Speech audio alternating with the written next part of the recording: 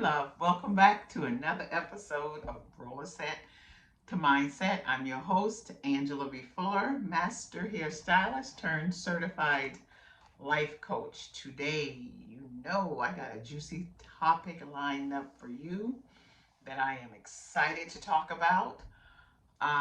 So much is going on in the world, so I'm going to try and keep this corner of my world in alignment with the things that make me happy.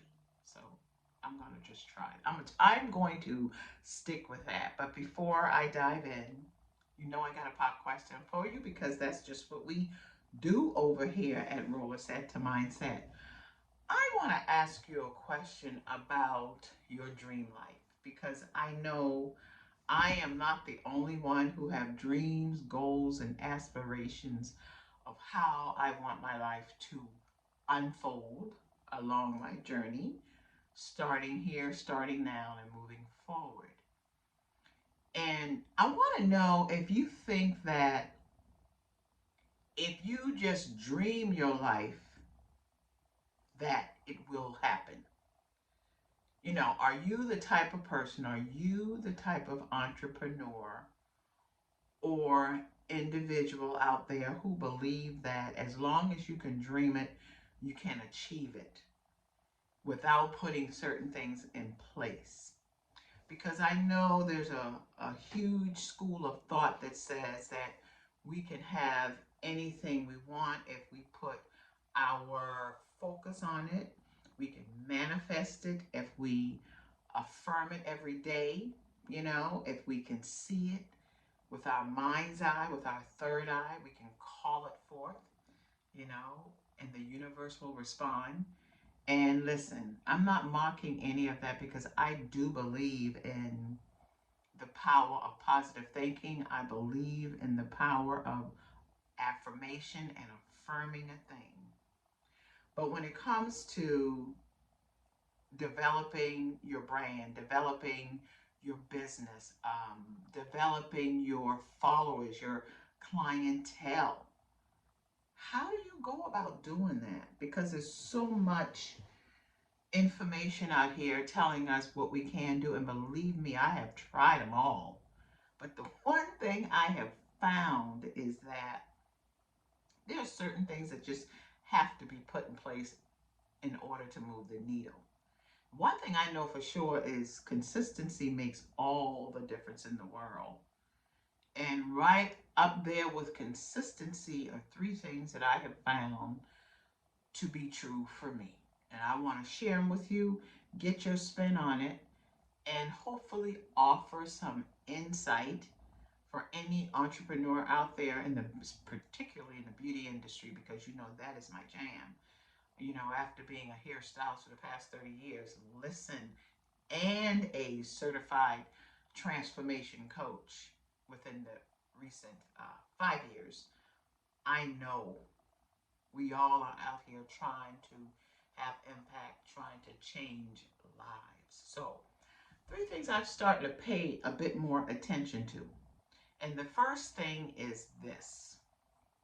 You know how we hear all the time, it takes money to create money, it takes money to make money, you got to spend money to make money. And I am not, although there's some truth to that, I'm not full fledged in believing all of that. What I've come up with are very practical things, things that you can do, things that you can improve upon, things that you can test, okay? And these three things are this.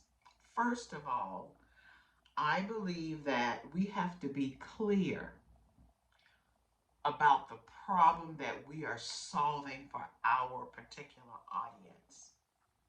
Okay?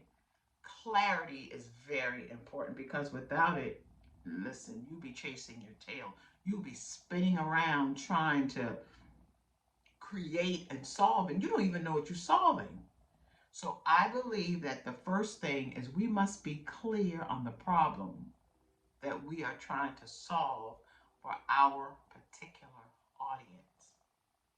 And right along with that, I believe that we need to begin to seriously start using our imagination, because with imagination comes innovation. Because there could very well be a problem that people are trying to get solved, and there's some level of solving that has taken place. But if you can become innovative, you can put a different spin on how you can solve a problem for that same group and create tremendous amount of impact. There is a saying that there's nothing new under the sun, and I believe that it is so. I believe that every problem there is or ever will be has already been here. And every human being, at one point or another, entrepreneur, has tried to solve that problem. But it is the person who comes with who is more innovative, comes up with a new way of trying to solve the same problem, that gets the worm. That gets, the early bird gets the worm. Well, that's how I believe we've got to begin to be more innovative in solving people's problems. Whatever, using your imagination, it creates innovation. And the third thing is, you've got to be willing to learn and invest in how to get your offer in front of enough people where a difference is made. And there are many ways in which you can do that. But I believe those are the three things: being very clear, using your imagination, and innovation is a part of that, and putting your offer in front of not only enough people, but the right kind of people, the right audience. So, with being clear about the problem that you are trying to solve, I want you to know that you have to stop wasting your time on solving problems that have no value to people. A problem is a problem is a problem, but there also, you got to put problems in categories. And then there's some of us spend our time on solving a thing that's really not a problem for people. It might be an inconvenience. It might be oh, I wish there was another way of doing this. But as an entrepreneur who wants to scale, don't waste your time on solving a problem that have already been solved and that's not causing individuals or your clientele any real heartache. Seek out problems where people are willing to pay for the perceived value that they will get from you solving their problem. Now, the outcome with being very clear about that is you end up making right decisions. As a matter of fact, you create a better match between you, the problem, and the person you're trying, or the people you're trying to solve the problem for. Also, your ideal client becomes more apparent to you, and you're not trying to chase after someone. Like in my industry, in the beauty industry, for a long time, I I focus on clients who had issues with thinning hair. And a lot of them had thinning hair for various reasons. But also, these group of women had thinning hair, but at the same time, they didn't want to wear extensions. They didn't want to wear wigs. So that was a big problem. Having a client with thinning hair who does not want to wear wigs or extensions. She wanted to wear her own hair. She wanted to be able to present that feeling good within her skin where it doesn't reduce her self-esteem.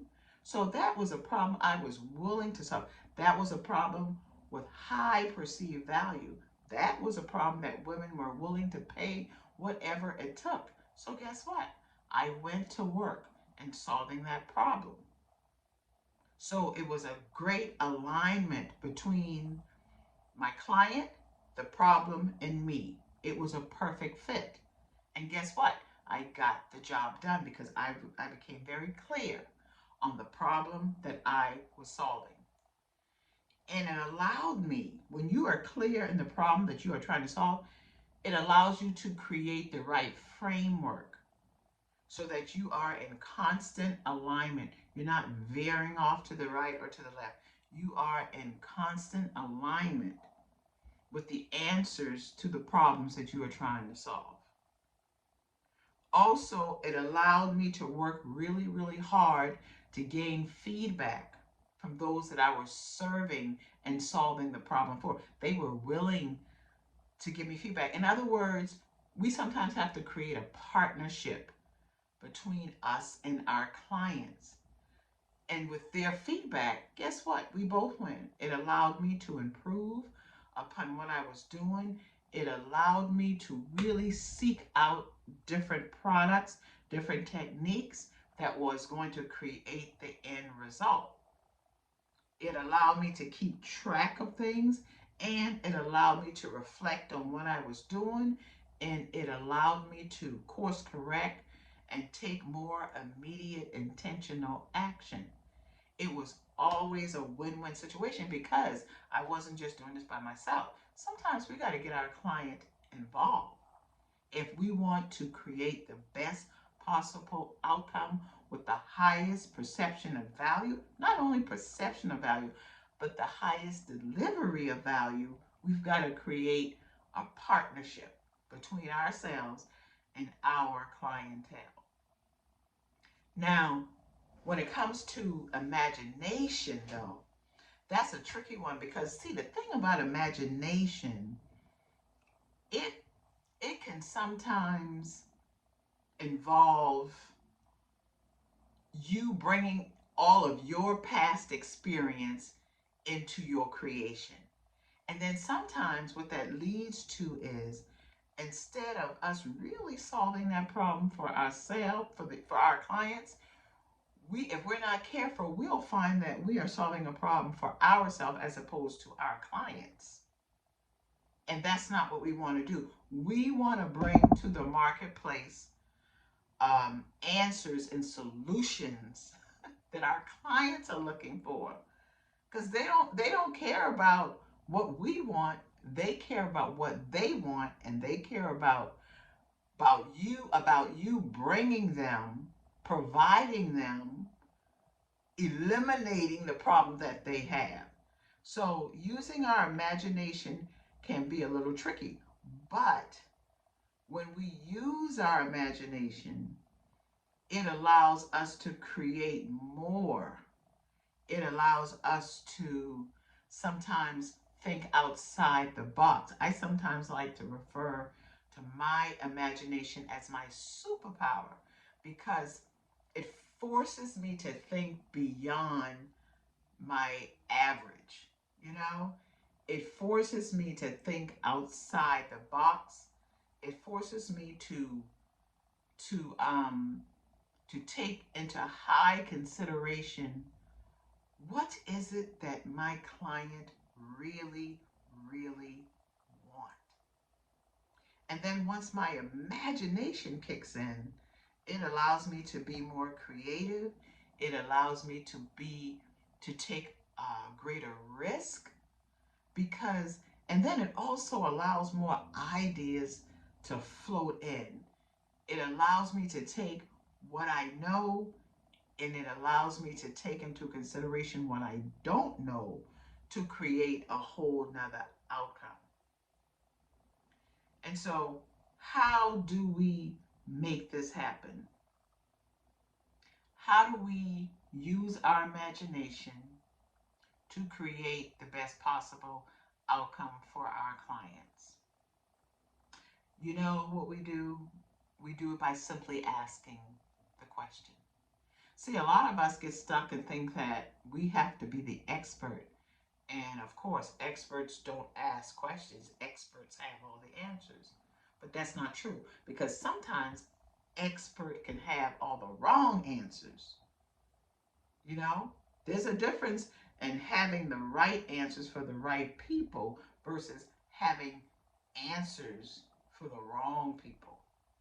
So you simply find out how to make it this happen, this thing of solving the right problem by asking questions. That's the only way you're going to get the answers. And use your imagination to focus outward and not inward. And then you connect the dots to create the clarity that is hidden in plain sight.